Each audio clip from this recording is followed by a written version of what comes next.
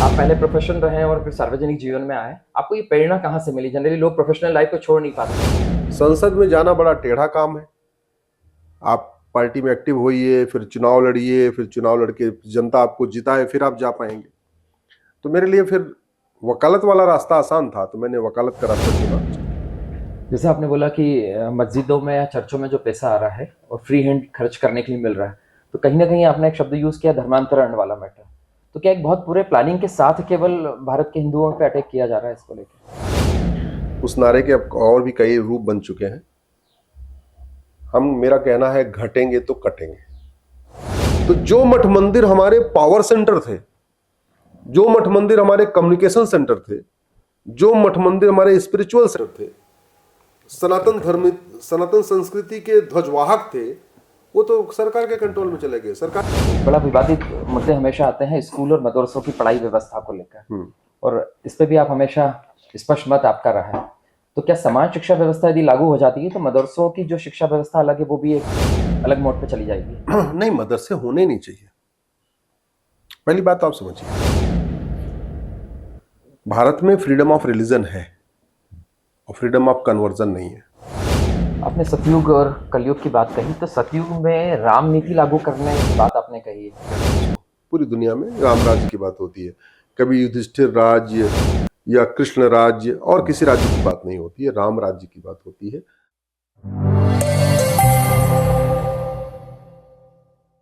नमस्कार, विश्व संवाद केंद्र मालवा प्रांत की इस विशेष चर्चा में आपका स्वागत है। भारत में शिक्षा में बड़े लेवल के ऊपर सुधार हो, राजनीति में अपराधियों की रोक हो, भारत विश्व गुरु बने और तमाम ऐसे इश्यूज जो कि भारत राष्ट्र या समाज से जुड़े हुए होते हैं। भारत भर में इनकी चर्चाएं तो रोज ही होती है, लेकिन एक सार्थक परिणाम, एक सार्थक पहल के साथ में ये काम नहीं हो पाता है। कुछ लोग, कुछ व्यक्तित्व भारत में ऐसे हैं जो इस बहस को एक सार्थकता तक पहुंचाते हैं। जी हाँ, ऐसे ही एक व्यक्तित्व हमारे साथ है जो पेशे से तो वकील है, लेकिन उनकी पहचान एक सामाजिक कार्यकर्ता के रूप में है। राष्ट्र के मुद्दे हो, समाज के मुद्दे हो, उन्होंने चर्चा से लेकर उस मुद्दों को बहस तक और फिर बहस से लेकर उसको एक सार्थक परिणाम तक पहुंचाया है। न्याय, शिक्षा, धर्मांतरण, घुसपैठ, बांग्लादेशी घुसपैठ आदि ऐसे तमाम मुद्दे जो राष्ट्र और समाज को कहीं ना कहीं प्रभावित करते हैं, ऐसे तमाम इश्यू के ऊपर आपने न केवल मैदानी लड़ाई लड़ी बल्कि उसको कानूनी रूप में भी एक संघर्ष लेवल तक पहुंचाया।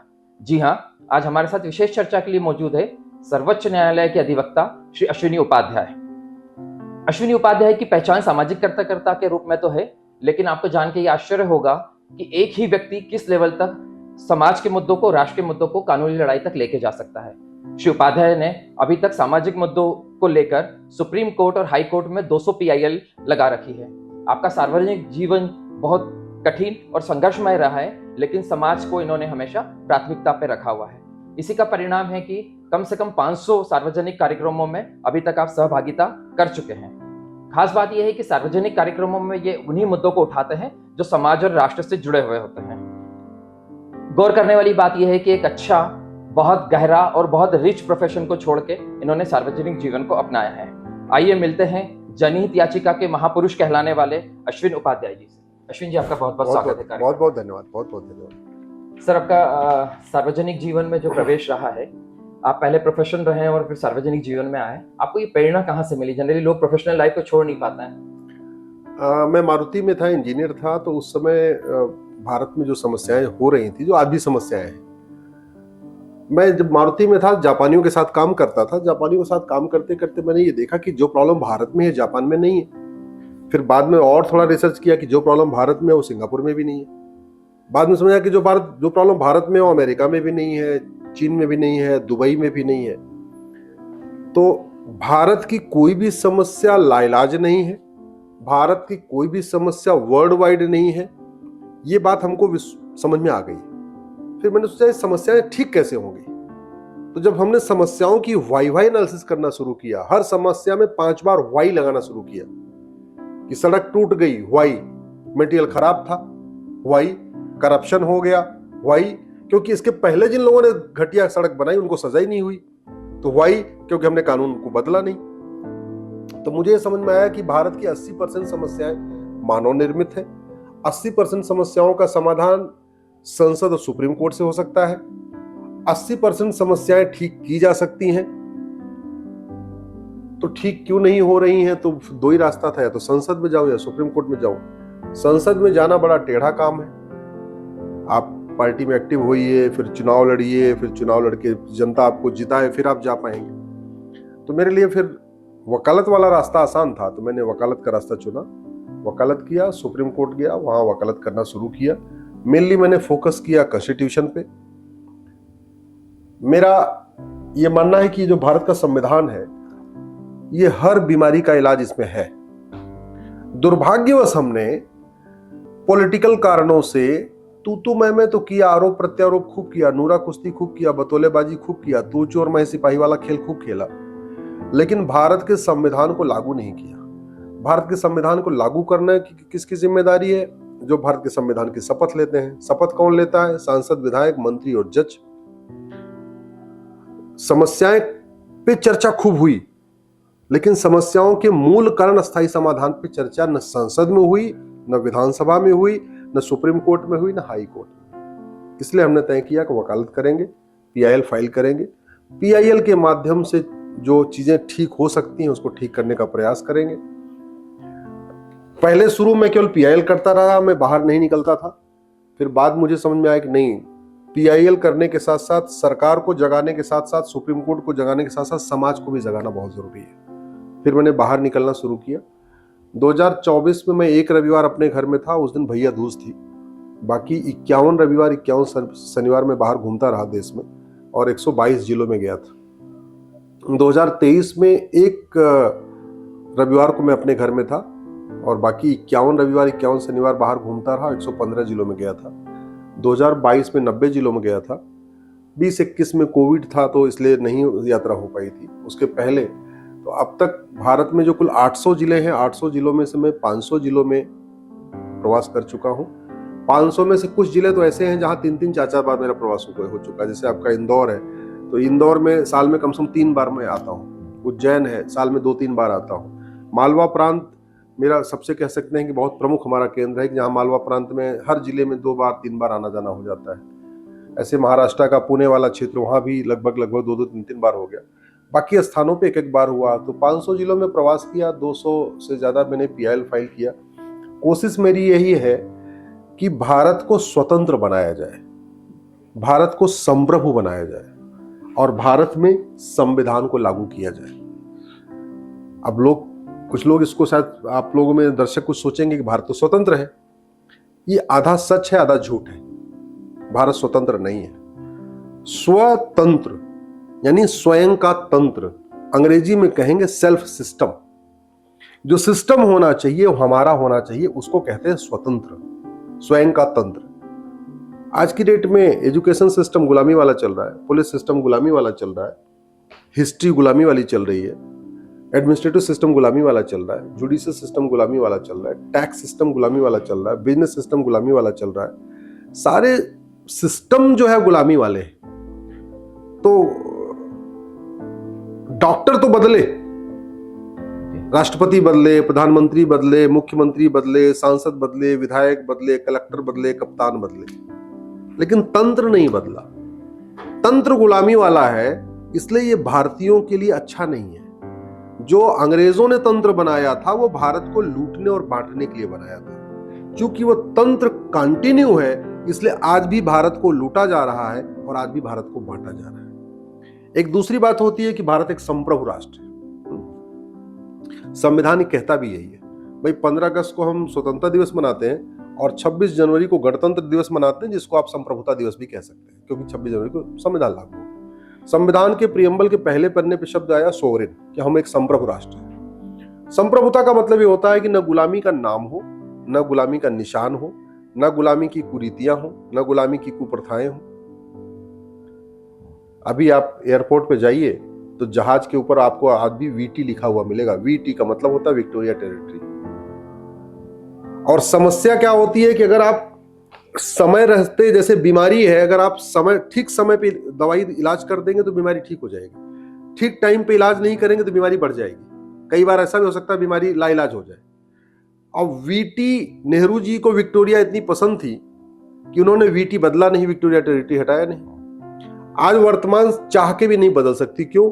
क्योंकि आपको भारत है तो आपको या तो BT चाहिए, भारत टेरिटरी, या तो BH चाहिए।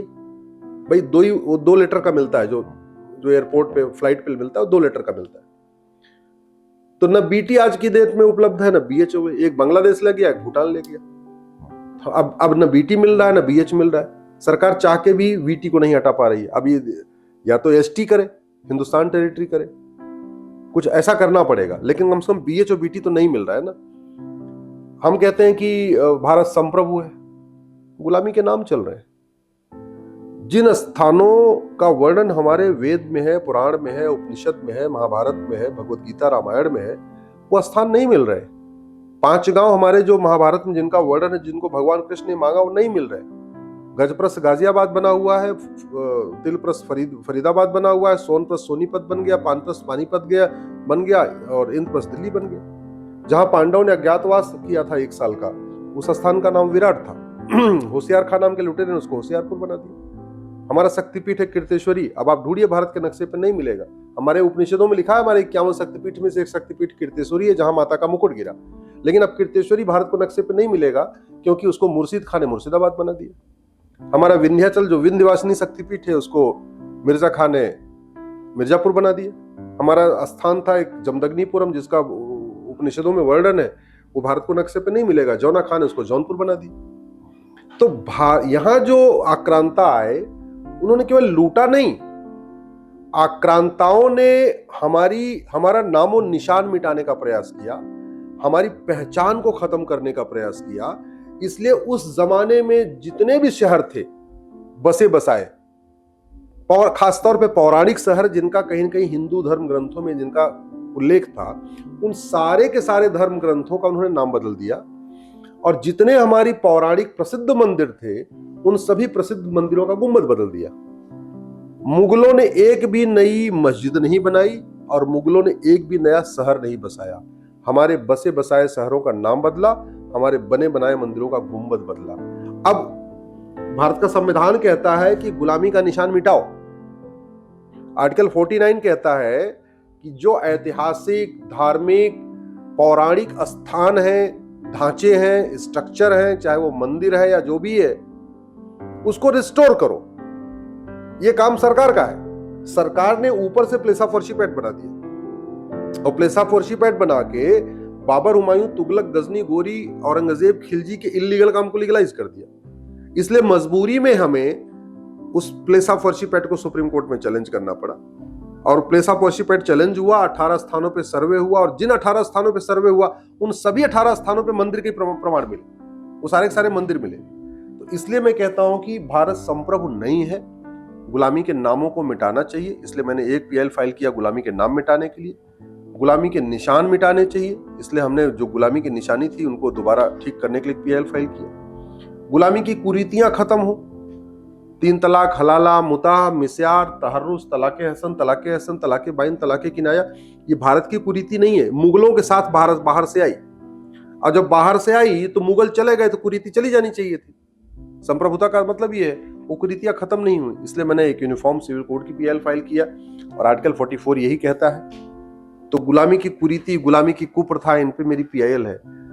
मुझे लगता है कि जो हमारा ओरिजिनल स्वरूप था भारत का, जहां दुई सुत सीता सुंदर जाए, लौको सुवेद पुराणन गाए, जहां ये ऐसा वर्णन है ना, ही दरिद्र को दुखी न दीना, ही कोई अबुध न लक्षण ही ना, कोई दरिद्र नहीं है, कोई दुखी नहीं है, सब नर करहि परस्पर प्रीति, सब आपस में प्रेम से रहते हैं, चलहि स्वधर्म निरश्रित नीति, सब अपने अपने स्वधर्म का पालन करते हैं।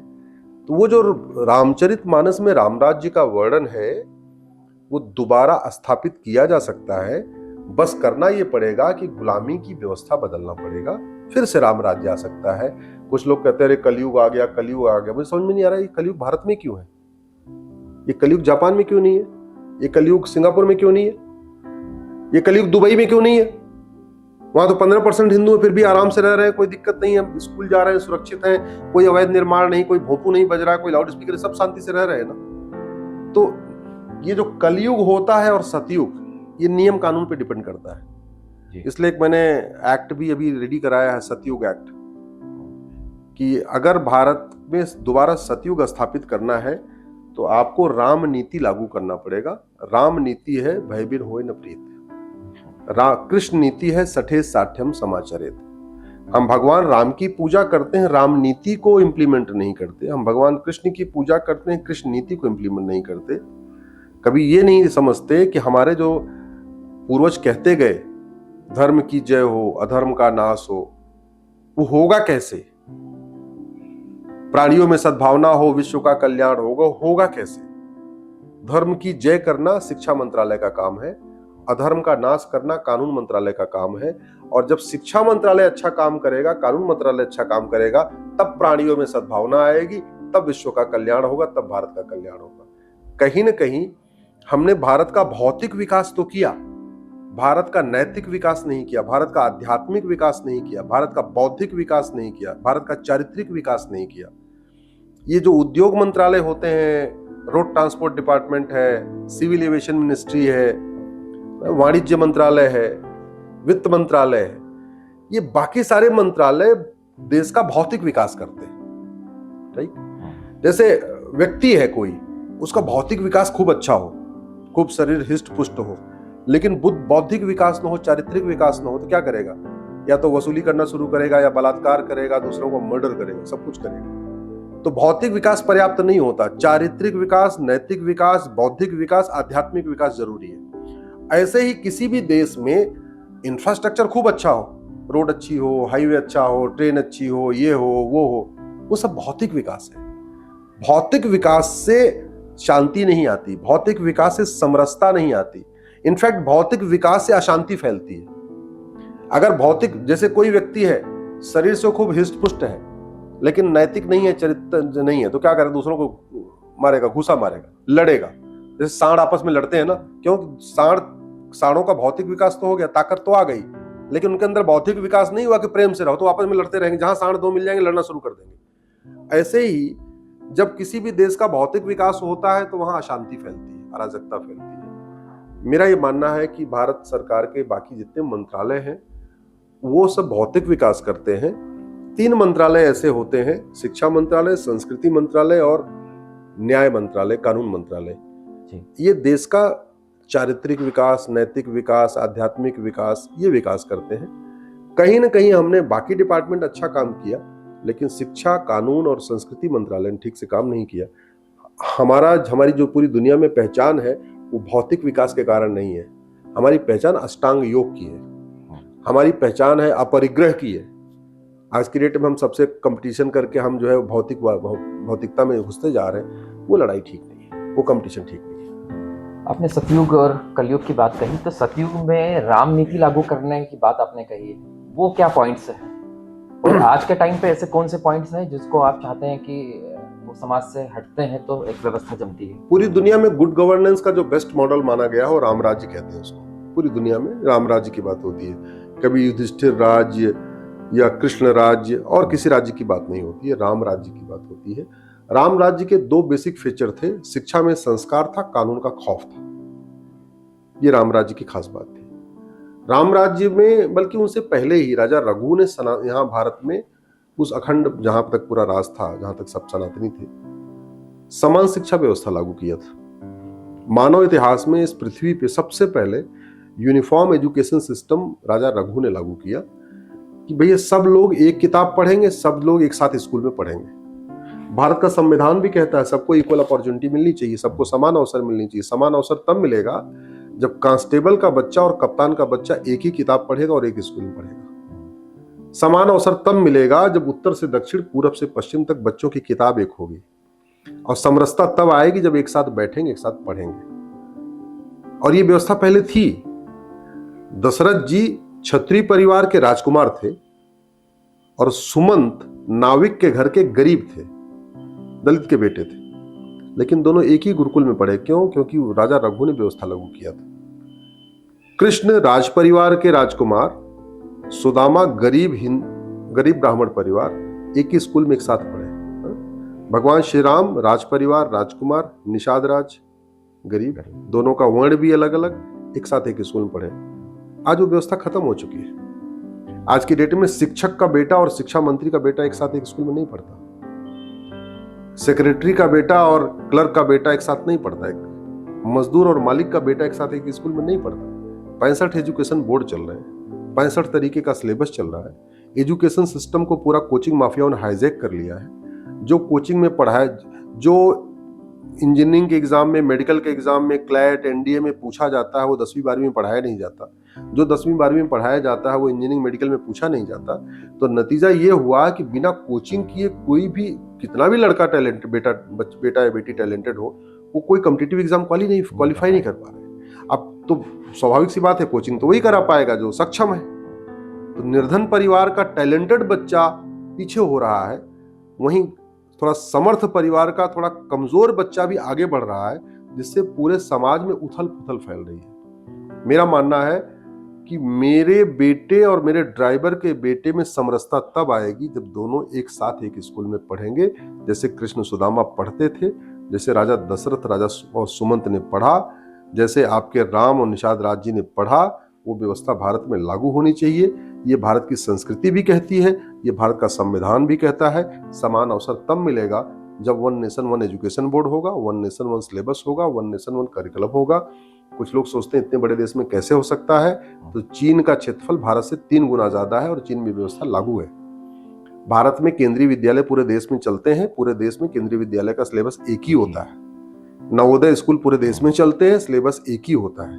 अगर आप सब्जेक्ट वाइज देखिए तो फिजिक्स का सिलेबस एक पूरा देश का एक हो सकता है, केमिस्ट्री का सिलेबस एक हो सकता है पूरे देश का, जूलॉजी, बॉटनी, इंग्लिश, हिंदी, सबका सिलेबस एक हो सकता है। भाई 10 सब्जेक्ट में 7 सब्जेक्ट का सिलेबस एक कर लो, 2-3 सब्जेक्ट अपने राज्यों पे दे दो, एडिशनल कर लो, अपने राज्य की लोकल हिस्ट्री पढ़ा लें, अपना लोकल वहाँ की ज्योग्राफी पढ़ा लें, लोकल वहाँ का एनवायरनमेंट पढ़ा लें, लोकल वहाँ के महापुरुषों को पढ़ा लें। लेकिन मेन सारे सब्जेक्ट तो कॉमन हो सकते हैं। और एक रेलवे बोर्ड से अगर पूरे देश की रेलवे चल सकती है, तो एक एजुकेशन बोर्ड से पूरे देश का स्कूल क्यों नहीं चल सकता? अगर वन नेशन वन टैक्स हो सकता है, जीएसटी हो सकता है, तो वन नेशन वन एजुकेशन क्यों नहीं हो सकता? ये संभव है, बस इस पे चिंतन नहीं हो रहा है, इस पे विचार नहीं हो रहा है, इस पे संसद में चर्चा नहीं हो रही है। इसलिए चूंकि मैं सांसद तो हूं नहीं कि मैं इस पे संसद में चर्चा करता, 0 आवर में, क्वेश्चन आवर में या कुछ, या वहाँ प्राइवेट बिल पेश करता, तो मैंने ये मुद्दा कोर्ट में उठाया हुआ है और पीआईएल चल रही है। आपने समान शिक्षा व्यवस्था की बात करी है, तो एक बड़ा विवादित मुद्दे हमेशा आते हैं स्कूल और मदरसों की पढ़ाई व्यवस्था को लेकर, और इस पे भी आप हमेशा स्पष्ट मत आपका रहा है। तो क्या समान शिक्षा व्यवस्था यदि लागू हो जाती है तो मदरसों की जो शिक्षा व्यवस्था अलग है वो भी एक अलग मोड पे चली जाएगी? नहीं, मदरसे होने नहीं चाहिए। पहली बात तो आप समझिए, भारत में फ्रीडम ऑफ रिलीजन है और फ्रीडम ऑफ कन्वर्जन नहीं है। और जो फ्रीडम ऑफ रिलीजन है आर्टिकल 25 में, उसमें यह कहा गया है संविधान में कि आपका जो रिलीजन होना चाहिए वो सब्जेक्ट टू पब्लिक ऑर्डर होना चाहिए, सब्जेक्ट टू मोरालिटी होना चाहिए, सब्जेक्ट टू हेल्थ होना चाहिए। यानी आपके रिलीजन में ऐसी कोई चीज नहीं होनी चाहिए जिससे कि नैतिकता खत्म हो जाए, लोक व्यवस्था खत्म हो जाए, हिंसा फैले, नफरत फैले, कदाचार फैले। पहली बात तो ये। दूसरा, चूंकि भारत संविधान से चलता है, तो आपके रिलीजन में कोई ऐसी बात नहीं होनी चाहिए जो संविधान की वैल्यूज के खिलाफ हो। ये बात मैंने बोला नहीं है और ये मैं चाहूंगा आप लोग इसको शेयर करिए। कभी इस पे कभी चर्चा ही नहीं होती है। आज मैं पहली बार ये मालवा प्रांत के आपके पॉडकास्ट में कह रहा हूं, और आज मैं ये बात माननीय सुप्रीम कोर्ट के जजों से पूछ रहा हूं। क्यों? क्योंकि भारत के संविधान की अंतिम व्याख्या सुप्रीम कोर्ट के जज करते हैं। क्या उस रिलीजन को भारत में फलने फूलने का मौका दिया जा सकता है जो religion article 14 equality before law, equal protection of law को नहीं मानता हो? क्या उस रिलीजन को भारत में फलने फूलने का मौका दिया जा सकता है, फ्रीडम ऑफ रिलीजन दे सकते हैं, जो आर्टिकल 15 कहता भेदभाव नहीं करना है और वो भेदभाव करता हो, उसको मौका दे सकते हैं क्या? आर्टिकल 17 कहता है छुआछूत नहीं फैलाना, और जो रिलीजन कहता हो पाक नापाक कि अगर तुम हमारे में आओगे तो पाक, हमारे में नहीं आओगे तो नापाक, जो इस तरीके के छुआछूत फैलाता है, क्या उसको भारत में फलने फूलने का मौका दिया जा सकता है क्या? क्या उस रिलीजन को भारत में रिलीजन फलने फूलने का मौका दे सकते हैं जो article 21 right to life liberty के खिलाफ हो? मेरा मानना है अगर कोई रिलीजन यूनिवर्सल इक्वेलिटी को नहीं मानता, यूनिवर्सल जस्टिस को नहीं मानता, सब एक समान है, सबको समान अवसर मिलना चाहिए, सबका एक बराबर सम्मान है, सबको जीवन जीने का अधिकार है, सबको समान रोजगार का अधिकार है, महिला और पुरुष एक समान है, अगर कोई रिलीजन इसको नहीं मानता है, उसको भारत का संविधान उसको फलने फूलने का, उसको फ्रीडम ऑफ रिलीजन नहीं देता। दूसरा ये मेरा कहना है, ये भारत का संविधान है, अरब, दुबई, कुवैत, अमेरिका और यूरोप और रूस का संविधान नहीं है। ये भारत का संविधान है, तो ये भारत की संस्कृति को मजबूत करने के लिए बनाया गया। इसका मतलब ये हुआ, अगर कोई रिलीजन वसुधैव कुटुंबकम को नहीं मानता, नारी तु नारायणी को नहीं मानता, अगर कोई रिलीजन यत्र नारस्तु पूज्यते रमन्ते तत्र देवता को नहीं मानता, अगर कोई रिलीजन सर्व मंगल मांगल्ये शिवे सर्वार्थ साधिके को नहीं मानता, अगर कोई रिलीजन सर्वे भवन्तु सुखिनः सर्वे सन्तु निरामया को नहीं मानता, अगर कोई रिलीजन भेदभाव पैदा करता है, तो उसको फ्रीडम ऑफ रिलीजन बिल्कुल नहीं होना चाहिए। और इस पे गंभीरता के साथ संसद में भी चर्चा होनी चाहिए, सुप्रीम कोर्ट में भी चर्चा होनी चाहिए। और इसीलिए मैंने PIL फाइल किया कि धर्म अलग है, रिलीजन अलग है, धर्म और रिलीजन के भेदभाव को स्पष्ट किया जाए। संविधान का आर्टिकल 27-28 एक आर्टिकल कहता है कि आप रिलीजियस काम के लिए खर्च नहीं करेंगे जनता का पैसा, लेकिन लोग उसको सोच रहे हैं कि धार्मिक कार्यों के लिए खर्च नहीं करेंगे। नहीं, रिलीजन और धर्म में अंतर है। आर्टिकल 28 कहता है कि आप रिलीजियस टीचिंग नहीं देंगे, यानी रिलीजियस टीचिंग नहीं देंगे, इसका मतलब कुरान नहीं पढ़ाएंगे, बाइबल नहीं पढ़ाएंगे, लेकिन भगवत गीता और रामायण ये रिलीजियस बुक नहीं है, धार्मिक ग्रंथ है। धर्म और रिलीजन में अंतर होता है। मैंने PIL फाइल किया और उसमें मैंने धर्म और रिलीजन के 20 अंतर बताए हैं। उसका मुख्य अंतर मैं क्या बता रहा हूं, धर्म जोड़ता है, रिलीजन तोड़ता है। धर्म यूनाइट्स, रिलीजन डिवाइड्स, और जो डिवाइड करता है उसको भारत में फलने फूलने का अधिकार नहीं है। आप चूंकि आप कह रहे थे मदरसे की बात, मदरसे में संविधान के खिलाफ चीजें सिखाई जाती हैं। सब मदरसे में ये नहीं सिखाया जाता सब एक समान है, किसी से भेदभाव नहीं करना, सबके साथ भाईचारा करना। मदरसे में न भारत की संस्कृति सिखाई जाती है, न भारत की परंपरा सिखाई जाती है, न संविधान की वैल्यूज को सिखाई जाती है। मदरसे में हर चीज संविधान के खिलाफ सिखाई जाती है, भारत के खिलाफ सिखाई जाती है। भारत के त्योहारों के प्रति नफरत सिखाया जाता है, भारत की परंपराओं के प्रति नफरत सिखाया जाता है। मदरसों की टीचिंग का दुष्परिणाम है कि लोग भारत में तो रहते हैं, लेकिन न वो भारत की वेशभूषा को पहनते हैं, न भारत की भाषा बोलते हैं, न भारत के त्योहार को मनाते हैं, न भारत के विचार को मानते हैं, न वंदे मातरम को मानते हैं, न भारत माता की जय को मानते हैं।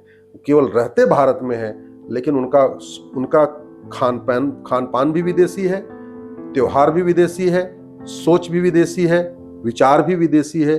अब इस पे चिंतन होना चाहिए कि क्या कोई रिलीजन जो भारत के संविधान के बिल्कुल खिलाफ है, क्या उसको फ्रीडम ऑफ रिलीजन मिल सकता है क्या? इस पे मालवा प्रांत में भी चर्चा होनी चाहिए और पूरे देश में चर्चा होनी चाहिए। आपने धर्म और रिलीजन की बात करी, तो एक और मुद्दा बहुत आता है, मंदिरों पर सरकारी नियंत्रण और मदरसों या दूसरे धार्मिक संस्थाओं या दूसरी जाति के जो धार्मिक संस्थान है उस पर नहीं। इस पे भी आप काफी एग्रेसिव रहे हैं, तो कहाँ देखते हैं आप इस इशू को? इस पे मेरी PIL है। अच्छा, इस पे भी मेरी PIL है।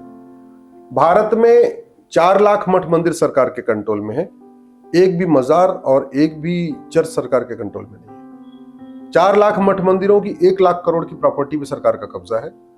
किसी चर्च या मस्जिद की 1 रुपए की प्रॉपर्टी पे सरकार का कब्जा नहीं है। मठ मंदिरों को कंट्रोल करने के लिए इस समय 35 कानून चल रहे हैं, चर्च या मस्जिद के लिए एक भी कानून नहीं है। हुआ ये था कि अंग्रेजों को ये बात समझ में आई कि उत्तर भारत के सारे मठ मंदिर तो लूटे जा चुके हैं, तोड़े जा चुके हैं। आपका काशी, मथुरा, भद्रकाली, भोजशाला, अटाला, ये सब कुछ लूटे जा चुके हैं, तोड़े जा चुके हैं। छत्रपति शिवाजी महाराज के कारण मुगल दक्षिण भारत में नहीं पहुंच पाए, उन्होंने महाराष्ट्र बॉर्डर पर उनको रोक रखा था। तो ये परिणाम ये हुआ कि दक्षिण भारत के मठ मंदिर हमारे बच गए थे। कर्नाटक, केरल, तमिलनाडु, आंध्रा, तेलंगाना, यहाँ के मठ मंदिर हमारे बचे रहे। अंग्रेजों को जब पता चला कि यार दक्षिण भारत के मंदिर बचे हुए हैं और दक्षिण भारत के मंदिरों में बहुत पैसा है, तो उन्होंने कानून बना दिया। जो काम मुगल तलवार के दम पे करते थे, अंग्रेज वो सारे काम करते थे कानून बना बना के। तो उन्होंने कानून बनाया, मठ मंदिरों को कंट्रोल में कर लिया, मठ मंदिरों का सोना लूटना शुरू कर दिया, कलेक्टर को बैठा दिया, कलेक्टर वहां से सोना निकाल के अपना सब इंग्लैंड भेजने लग गया। तो ये लूट हुई। अच्छा, दुर्भाग्य आप देखिए, मैं इसलिए तो कहता हूं भारत स्वतंत्र नहीं हुआ कि जो अंग्रेजों ने कानून बनाया था, स्वतंत्र होने के बाद वो कानून खत्म करना चाहिए था, उल्टा और बाद वाले अंग्रेजों ने 1950 के बाद वाले अंग्रेजों ने और कानून बना दिए। तो अंग्रेज 3 कानून बना के गए थे, बाद वाले अंग्रेजों ने 32 कानून और बना दिया, कुल 35 कानून हो गए मठ मंदिरों को लूटने का। महाराष्ट्र में देखिए, सिद्धि विनायक मंदिर सरकार के कंट्रोल में, बगल में हाजी अली की दरगाह सरकार के कंट्रोल में नहीं है। आप राजस्थान देखिए, पुष्कर मंदिर सरकार के कंट्रोल में है, अजमेर शरीफ की दरगाह सरकार कंट्रोल में नहीं। तो हो क्या रहा है, जो मस्जिद में चढ़ावा आ रहा है वो इस्लाम के प्रचार प्रसार के काम आ रहा है, धर्मांतरण के भी काम आ रहा है, गरीब बच्चों को मुफ्त शिक्षा देने के काम आ रहा है, हॉस्पिटल खोल के उनको मुफ्त चिकित्सा देने के काम आ रहा है। क्रिश्चियंस का जो चर्च में चढ़ावा आ रहा है उससे वो क्रिश्चियनिटी को फैला रहे हैं, मुफ्त में शिक्षा दे रहे हैं, इलाज करा रहे हैं, वादा भी करते हैं कन्वर्ट हो जाओगे तुम्हें पैसा भी देगा।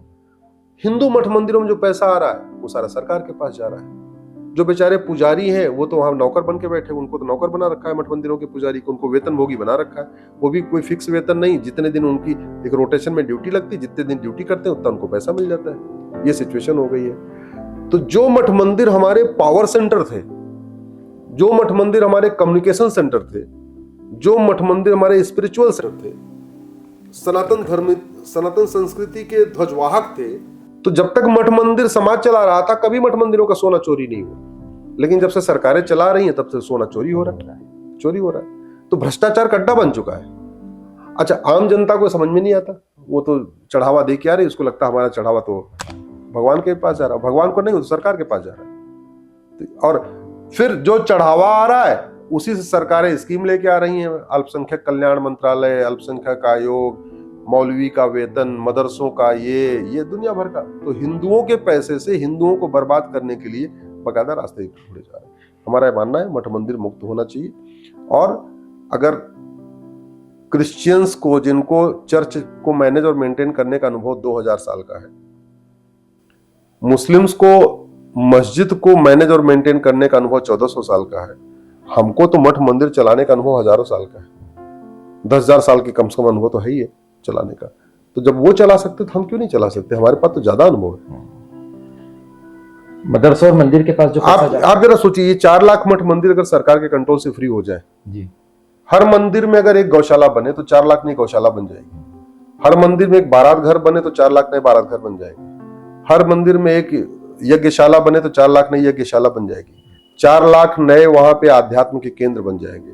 4 लाख नए वहां पे विवाहशाला बन जाएगी जहां गरीब बच्चों का विवाह किया जा सकता है। 4 लाख नए वहां गुरुकुल खोले जा सकते हैं। अगर एक मंदिर में गुरुकुल खोले तो 4 लाख नए गुरुकुल खोल सकते हैं। तो ये अपने आप में, अगर ये मठ मंदिर फ्री हो जाए तो सरकार से पैसे की जरूरत नहीं है। उन्हीं मंदिरों से जो चढ़ावा आ रहा है उससे जो थोड़े कमजोर मंदिर है उनका भी रखरखाव अच्छा होगा और हमारी संस्कृति और हमारी परंपरा भी आगे बढ़ेगी। और इसको करना इसलिए जरूरी है कि भारत का संविधान तब तक है जब तक सनातन है। सनातन हिंदू कमजोर हुए और हिंदू खत्म हुए, ये संविधान गया।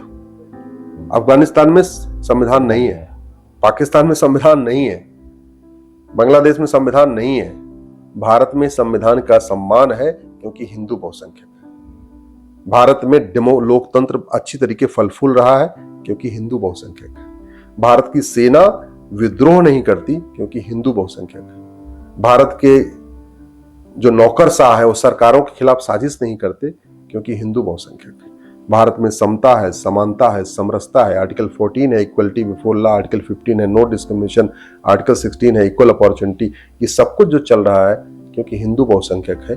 तो हिंदू सनातन संस्कृति का प्रचार हो, सनातन विचारधारा का प्रचार हो, इसके लिए सरकार को भी अपने और भी कदम उठाने चाहिए।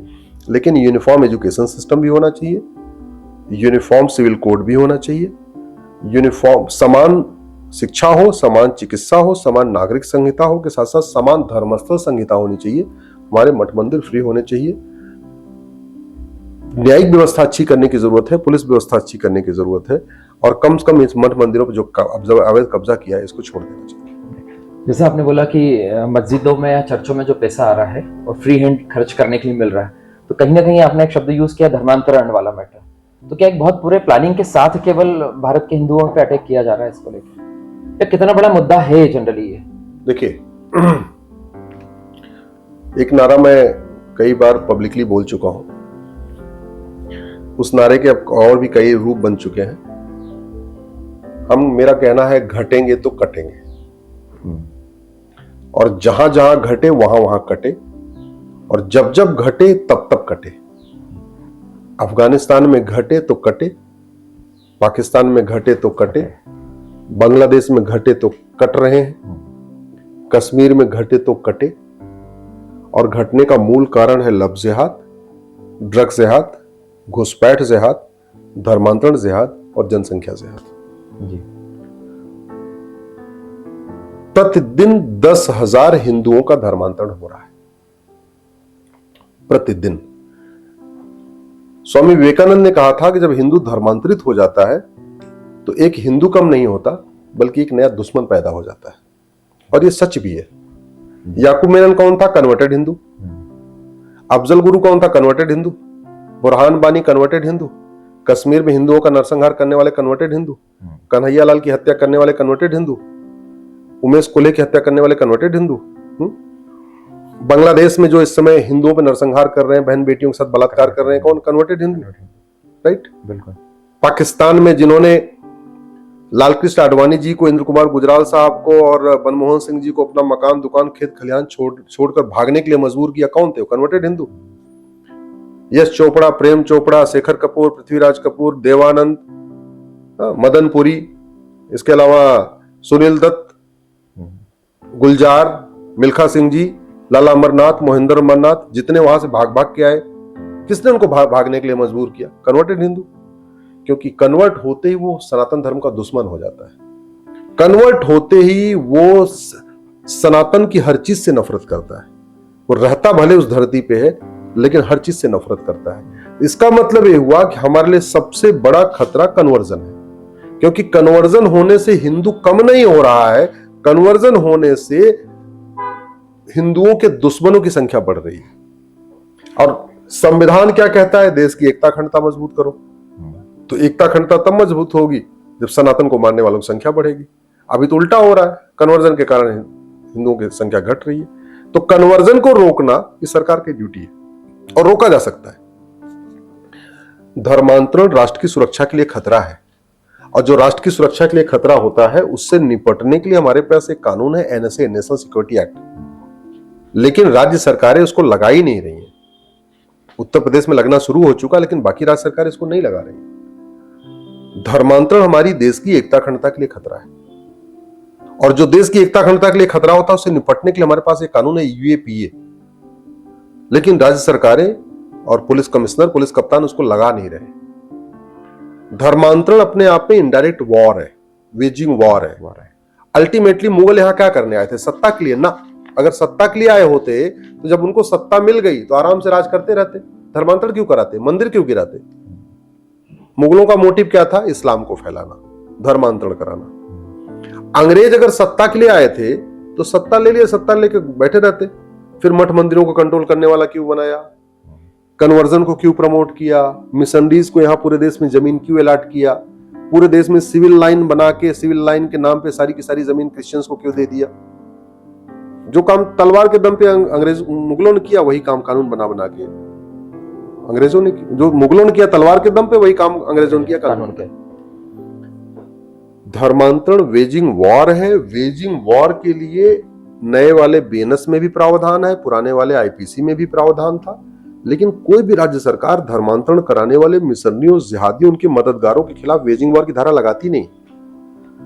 धर्मांतरण से बड़ा कोई देशद्रोह तो हो ही नहीं सकता कि आप एक भारत के पंथ के मानने वाले को हिंदू, जैन, बौद्ध, सिख को कैसे विदेशी पंथ में कन्वर्ट कर दे रहे हो कि वहां जाते ही उसको पाक नापाक की सोच शुरू हो जाती है। इससे बड़ा देशद्रोह क्या है? धर्मांतरण से राष्ट्रांतरण होता है, धर्मांतरण से सोच विचार बदलता है, धर्मांतरण से त्योहार बदलता है, धर्मांतरण से वेशभूषा बदलती है, धर्मांतरण के बाद सब कुछ बदल जाता है। इससे बड़ा देशद्रोह क्या है? और देशद्रोह का प्रावधान नए वाले बीएनएस में भी, पुराने वाले में भी, लेकिन राज्य सरकारें लगा ही नहीं रही धर्मांतरण कराने वालों के खिलाफ देशद्रोह लगाई। धर्मांतरण एक संगठित अपराध होता है, कई व्यक्ति नहीं करता, पूरा एक सिंडिकेट होता है। कोई उनको फंडिंग करता है, कोई उनको जगह उपलब्ध कराता है, कोई उनके लिए चंगाई सभा लगाता है, कोई इकट्ठा करता है, कोई आके वहां पे भाषण देता है, कोई ब्रेन वॉश करता है, कई लोग मिलजुल के करते हैं। जो संगठित अपराध है उससे निपटने के लिए हर राज्य सरकार के पास कानून है। महाराष्ट्र के पास मकोका है, गुजरात के पास गुजकोका है, मध्य प्रदेश के पास गैंगस्टर एक्ट है, उत्तर प्रदेश के पास गैंगस्टर एक्ट है। लेकिन राज्य सरकारें जो उनका गुंडा एक्ट है या गैंगस्टर एक्ट है, जो भी ऑर्गेनाइज क्राइम के खिलाफ लगना चाहिए, वो लगा ही नहीं रही। मैं ये कह रहा हूं धर्मांतरण 1 महीने के अंदर बंद हो जाएगा।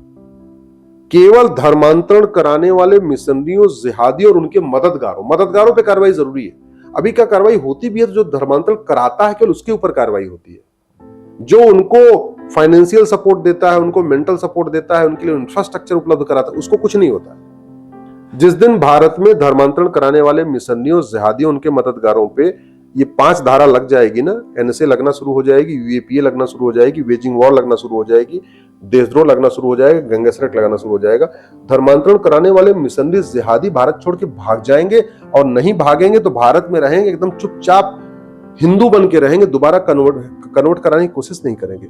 आज की डेट में कन्वर्जन इसलिए हो रहा है कि खाड़ी देशों से हवाला के जरिए फंडिंग आ रही है, पश्चिम देशों से एफसीआरए के जरिए फंडिंग आ रही है।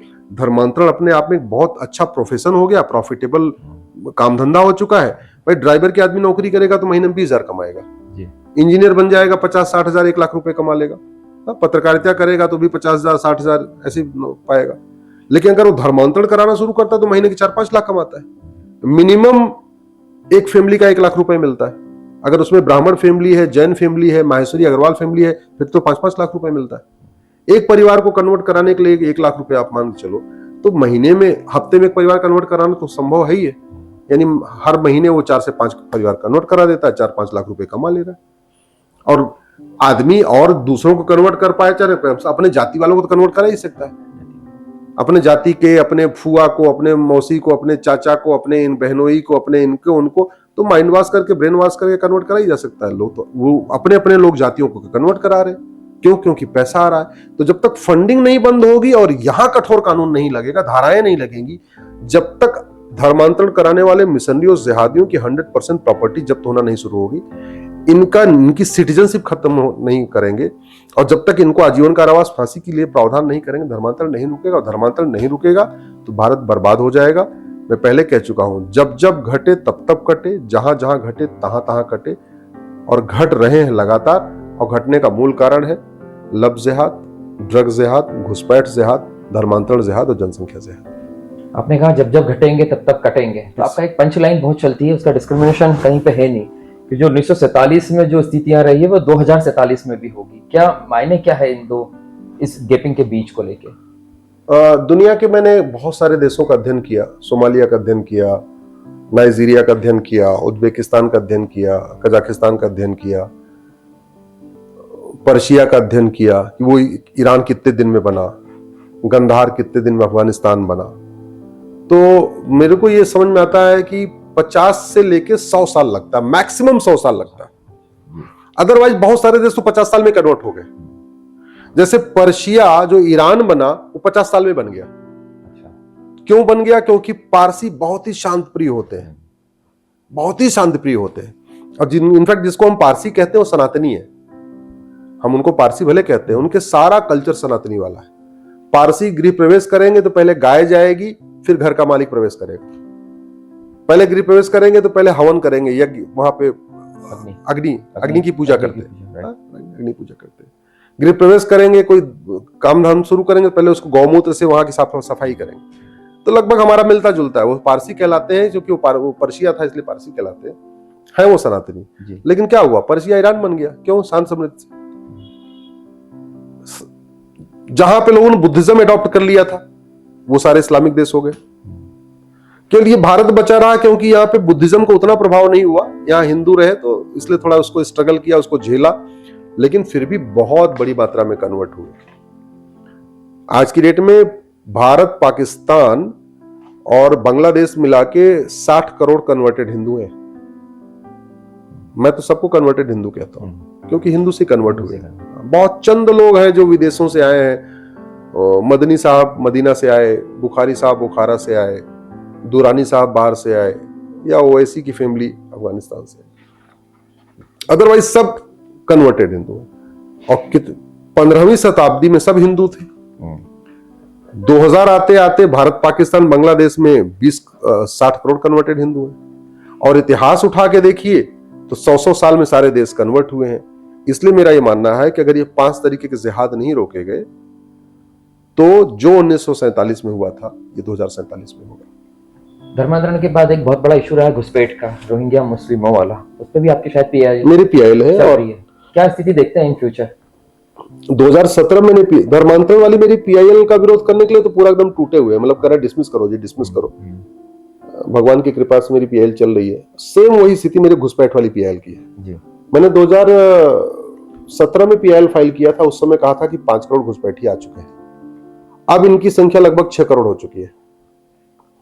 घुसपैठिए बॉर्डर पे 2,02,00,000 रुपए दे के आते हैं, पर घुसपैठिए का रेट फिक्स है, बॉर्डर पे 2,000 रुपए का।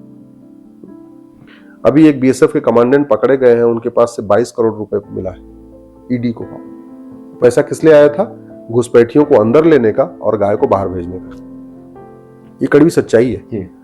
सारे बीएसएफ के लोग भ्रष्ट नहीं होते, ऐसा नहीं है, सब मैक्सिमम ईमानदार होते हैं, लेकिन कुछ ऐसे हैं जो पैसों के खातिर वहां घुसपैठ कराते हैं। घुसपैठी अंदर आते हैं, कॉमन सर्विस सेंटर का जो आधार बनाने वाला 2,000 में उनका आधार बना देता है। नगर निगम का दलाल 2,000 रुपए में उनका बर्थ सर्टिफिकेट बनवा देता है। तहसील का दलाल उनका 2,000 रुपए में राशन कार्ड बनवा देता है।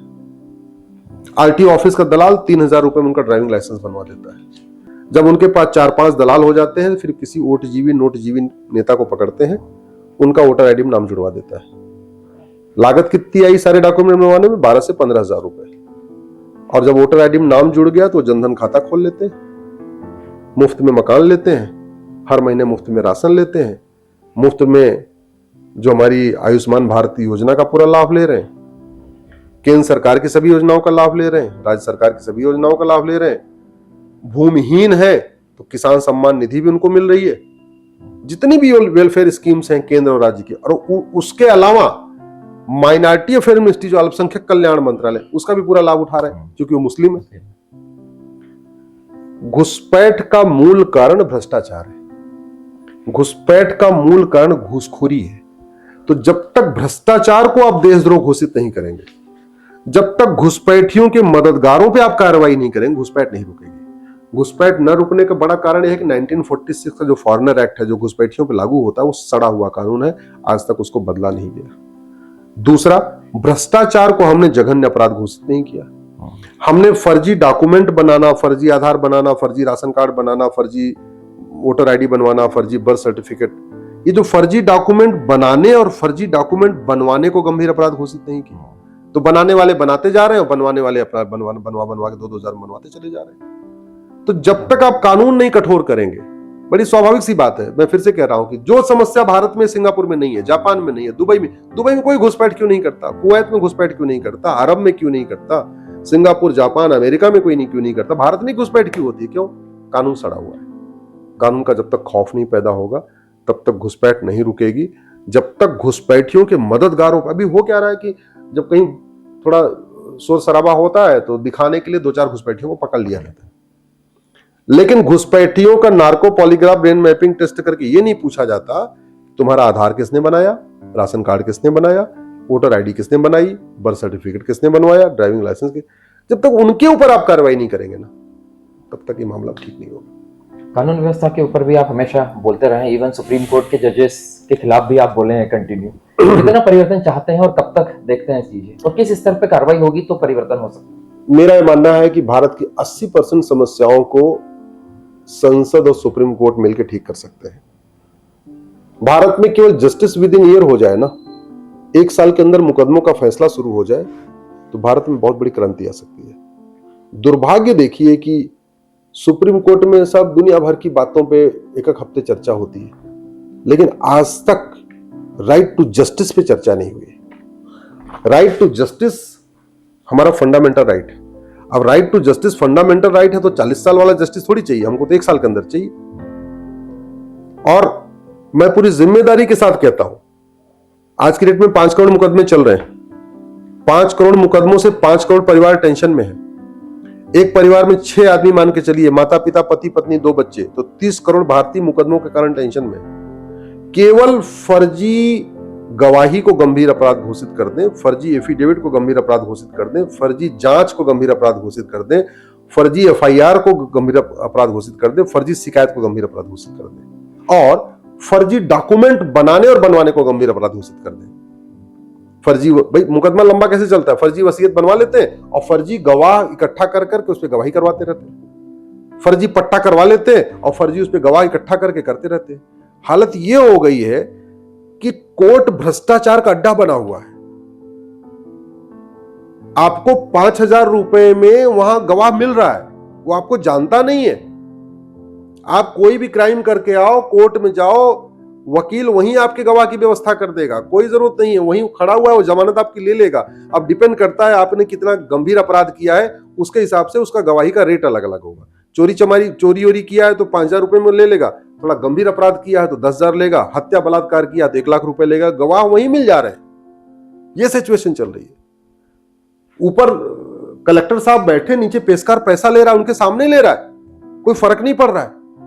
ये भ्रष्टाचार हमारे सनातन की संस्कृति के लिए खतरा है। ये भ्रष्टाचार सबसे बड़ा देशद्रोह है।